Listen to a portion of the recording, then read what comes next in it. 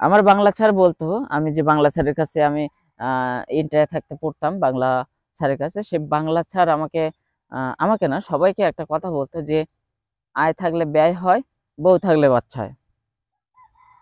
এটা এটা কথাটা কিন্তু হাস্যকর হলেও আমি যে আমি স্যারের যে এক্সাম্পল থেকে আমরা যেটা পেলাম সেটা হলো যে আয় থাকলে ব্যয় হয়, আর বউ থাকলে বাচ্চা হয়। বউ থাকলে তো বাচ্চা স্বাভাবিক, আপনার যদি বউ থাকে সন্তান অবশ্যই হবে। দর্শক, কেমন আছেন সবাই? আশা করি সবাই ভালো আছেন। নতুন একটা ব্লগে আপনাদেরকে স্বাগতম।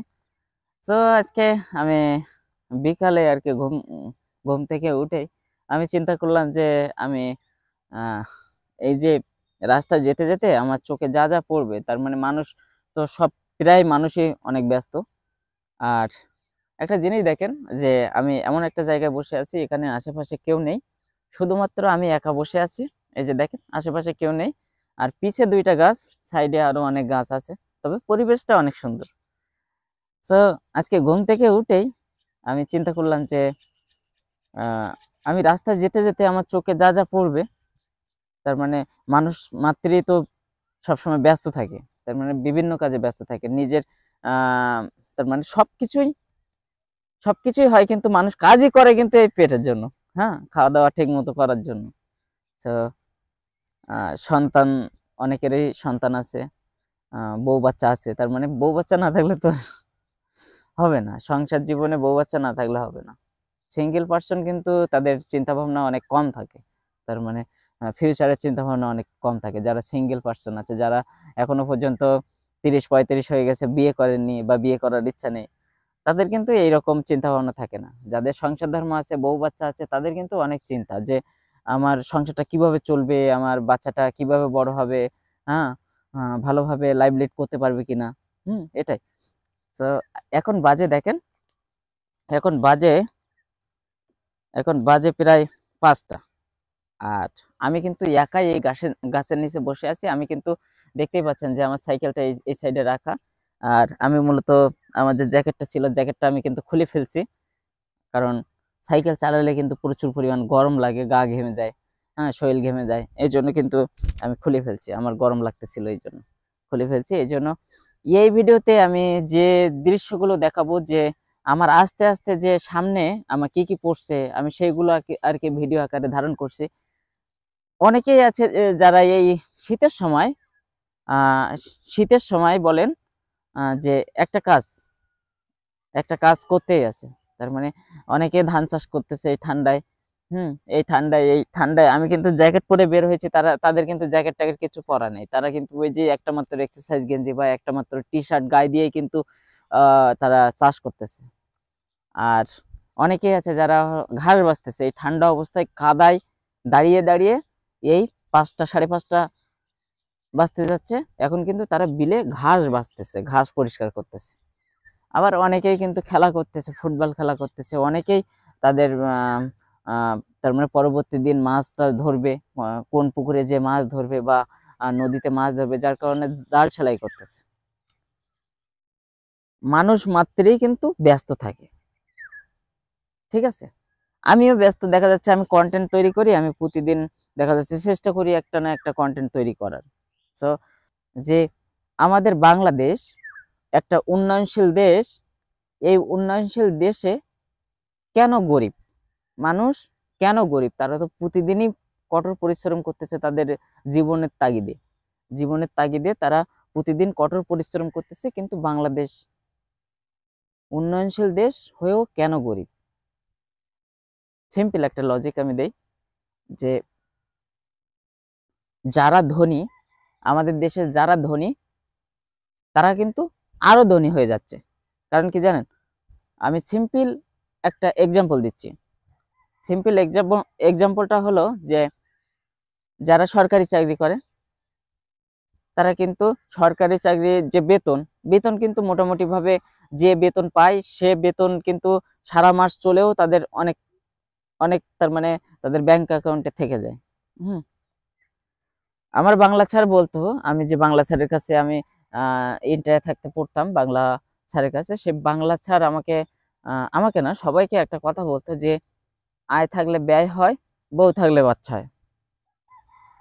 এটা এটা কথাটা কিন্তু হাস্যকর হলেও আমি যে আমি স্যারের যে এক্সাম্পল থেকে আমরা যেটা পেলাম সেটা হলো যে আয় থাকলে ব্যয় হয়, আর বউ থাকলে বাচ্চা হয়। বউ থাকলে তো বাচ্চা স্বাভাবিক, আপনার যদি বউ থাকে সন্তান অবশ্যই হবে।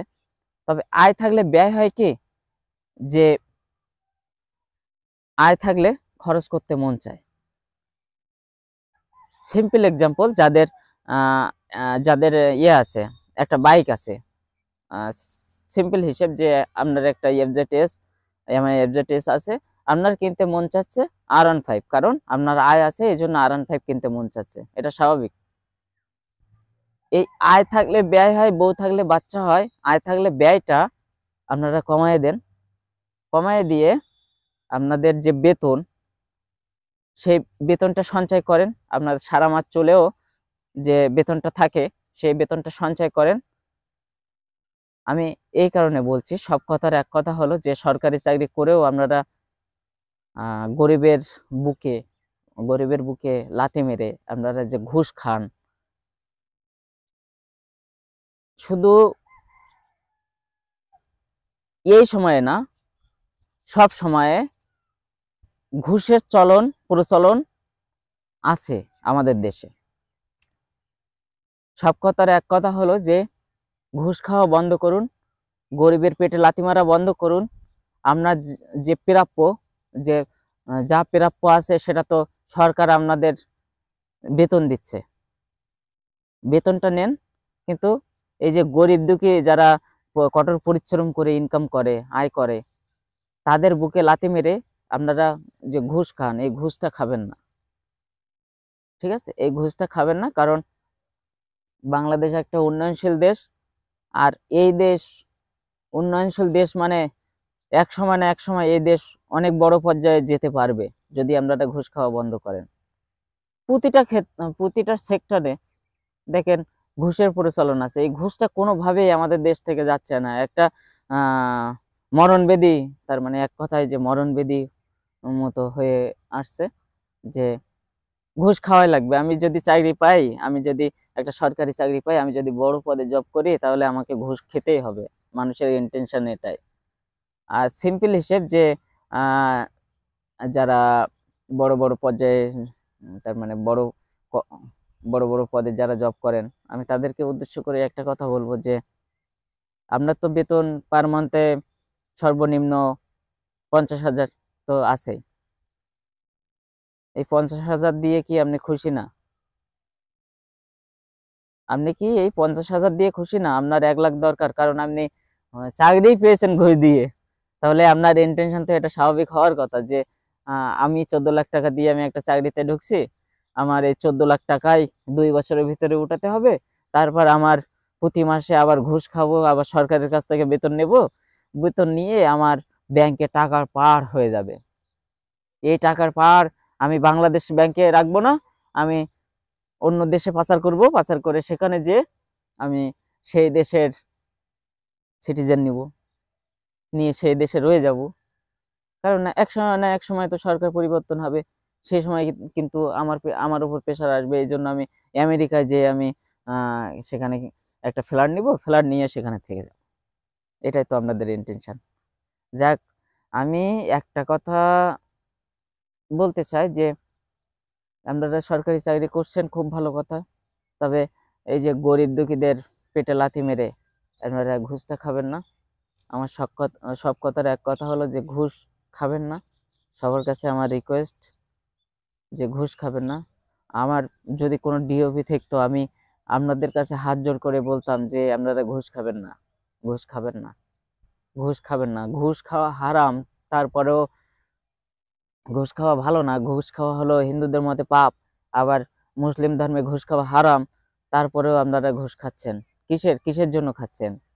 কিসের জন্য খাচ্ছেন? একদিন না একদিন ওই আপনি যতই টাকা ইনকাম করেন না কেন, আপনার মাটির ভিতরে দিয়ে দেবে, হয়তো বা হিন্দুদের ভিতরে যাদের শ্মশানে দিয়ে দেবে, স্বাভাবিক।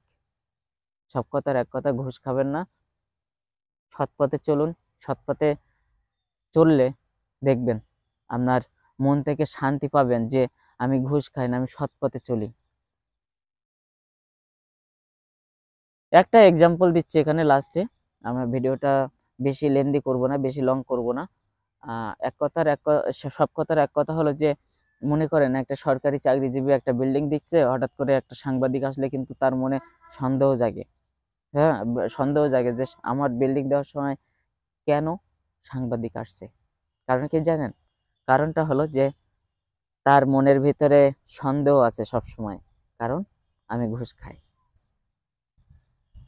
সো ভালো থাকবেন সবাই, সুস্থ থাকবেন, আর ঘুষ খাবেন না, ঘুষ খাওয়া বন্ধ করুন, আর গরিব দুঃখীদের পেটে লাথি মারবেন না। আমার একটাই রিকোয়েস্ট, যে গরিব দুঃখীদের পেটে লাথি মারবেন না, ঘুষ খাবেন না। সো ভালো থাকবেন সবাই, সুস্থ থাকবেন। নেক্সট কোনো ব্লগে দেখা হবে। আর আমি দেখেন এত এমন একটা সুন্দর জায়গায় বসে আছি, চারি সাইড দিয়ে ফাঁকা। আর আমি মূলত ঘুম থেকেই উঠে আর কি এই এইখানে আসছি। আস্তে আস্তে আমি অনেক কিছু দেখছি, যেটা আর কি ভিডিওর ভিতরে আপনারা দেখছেন। তো ভালো থাকবেন সবাই, সুস্থ থাকবেন, নেক্সট ভিডিওতে দেখা হচ্ছে। Bye bye.